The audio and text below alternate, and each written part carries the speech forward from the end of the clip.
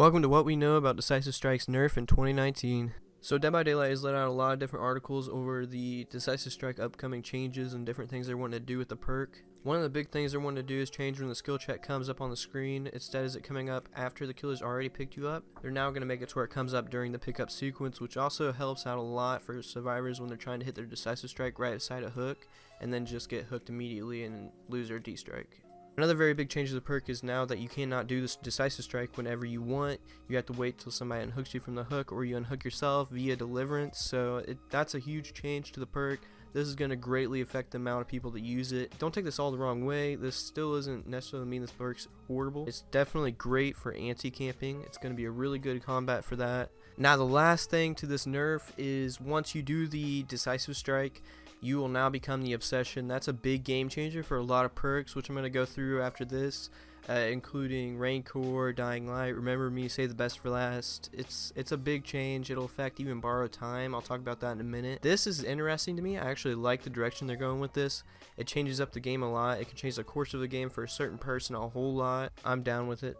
Perk number one that's affected a lot by the Decisive Strike change is Rancor. You'll not automatically be affected by Rancor if you're running Decisive Strike anymore, which is a great change in my opinion. Doesn't mean that you can't be, but you are less likely to be. There's a 1 in 4 chance that you will. It's nice, and you can also change later on by getting Decisive Strike and becoming the Obsession, but that could affect you negatively a lot. Part 2 to this is that it could turn the tables in a bad way for you in the end game, because if you aren't the Obsession and you do Decisive Strike to get out, and then you somehow get hit and then down, now they can moor you instead of having to hook you again, which could ruin your chances. So you really want to think about this when you're doing it. You want to make sure you're dead hook or something like that before you do that, because it could negatively affect your game and make you die.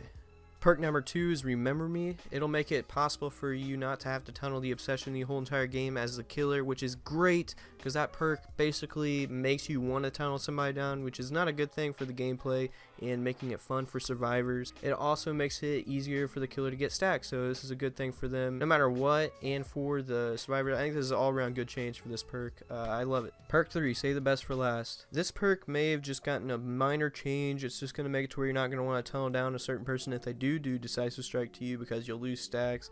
Nothing too crazy. It's a small change if anything, but I felt like I needed to include it. Perk number 4, Dying Light. This perk is going to be affected drastically. Now if the Obsession's already been killed, I'm thinking that this could be different whenever it comes out, but whenever somebody has Decisive Strike, gets hooked, then downed, and they do the Decisive Strike, it's going to make them the Obsession, which makes them alive, which I'm wondering if it'll affect the debuff possibly. I'm not too sure about this.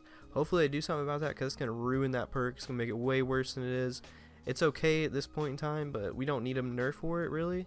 So hopefully they do something about that. These changes will make it to where dribbling is no longer a viable strategy for killers due to the skill check not popping up while they're carrying the killer, but when they're picking them up. So this is going to make the strategy completely unusable. Perks like Borrowed Time are going to most likely leave Decisive Strike unusable. That's a huge change, because the Borrowed Time timer is going to make you typically last a little bit longer than 60 seconds in a chase, even if they do tunnel you, because you're going to gain so much momentum and speed, and you can loop, do whatever, and you're most likely not going to be able to use Decisive Strike unless you're going for it, which really wouldn't be a good idea at all, just because you never know if you're going to hit that Decisive Strike or not, and if you don't, then you're kind of so it's not really a good option there.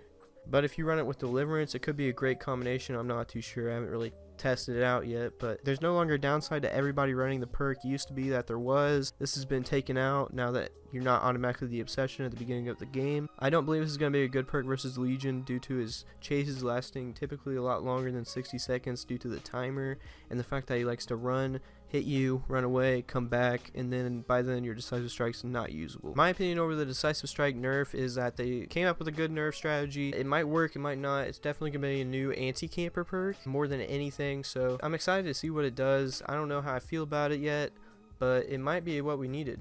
Who knows? So hopefully you guys enjoyed the video. I'll catch you guys in the next one. This is Max, and I'm out of here. Deuces.